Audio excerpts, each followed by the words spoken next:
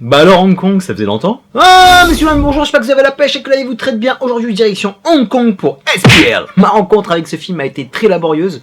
J'ai fait l'erreur de mettre Canal+ un mercredi après-midi et je suis tombé sur la fin. Et bien sûr, comme je kiffais ce qui se passait à l'écran, j'ai regardé. J'ai traqué ce film pendant des années, impossible de mettre la main dessus. Et il n'y a pas si longtemps dans une boutique, je tombe sur SPL. Et j'ai pu raccorder ces dernières 20 minutes avec la petite heure 10 qui restait. Et tout ce que je peux te dire, mon Sarbi des Bois, c'est que c'est un film à mettre au rang des meilleurs de sa catégorie. Il est vraiment splendide. Ce que je kiffe avec ce SPL, chapeau langue, 3 étoiles de l'astrologie chinoise qui veulent dire mort, élimination et cupidité. Le mec a fait ses recherches quand même. Donc d'entrée de jeu, tu sais que ça va pas blaguer du tout, mais là où le tabassage est validé, c'est que ce film a une profondeur remarquable, un traitement juste de la police hongkongaise qui démontre toutes les difficultés de leur travail face à la force surpuissante des triades. Les mecs sont à poil, démunis, lâchés par leur hiérarchie qu'on en a un petit peu rien à foutre. Sans te parler de la corruption, les mecs sont complètement désabusés. Donc la team emmenée par Simon Yam vont nous faire une sorte de seul contre tous. Mais ça ne va pas être évident parce qu'en face t'as Sammo Hung qui est archi vénère. Et quand t'as du gangster extrême, bah tu vas avoir du keuf extrême. Avec leur sens de la justice qui va ne tenir qu'à un fil, ils vont être tiraillés de part en part. Et l'infime frontière qui sépare le flic ou le voyou peut être franchie à chaque instant. Et ça c'est excellent parce que tu sens que le film est marqué par la patte de Wilson Whip,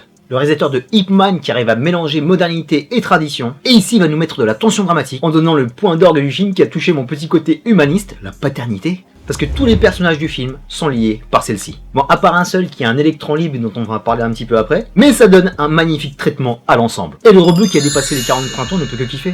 Parlons action, monsieur. L'action est une caisse de résonance internationale. Le film est sorti en 2005 et dans la dernière décennie, Hong Kong et toute l'Asie s'est fait un peu piller par Hollywood. Bien sûr, on pense à Matrix. Donnie Yen qui va chorégraphier les combats de Blade 2. Sammo Hung qui a fait pendant des années le flic de Shanghai. Tu sens que les mecs reviennent sur leur terre avec beaucoup de fougue et de détermination pour faire quelque chose de fort. Et autre chose qui leur a mis une bonne droite dans la gueule, ils ont tous vu en battre quelques années avant. Certes pas le film du siècle, mais les combats étaient d'un réalisme et a complètement changé le game au niveau du fight. Donc les gars en avaient marre que ça vole dans tous les sens, ils ont y avoir des effets spéciaux, ils se sont dit on va faire dans le naturalisme en donnant les combats les plus réels possibles. En toute honnêteté, il y a quand même des combats qui ressemblent à du câble, ça vole dans tous les sens, il y a quand même Donnie Yen qui déconne un mec du sol juste avec une droite, mais tu ressens le besoin de faire mal au spectateur à chaque coup donné avec une précision sidérante. Ils sont forts les bâtards.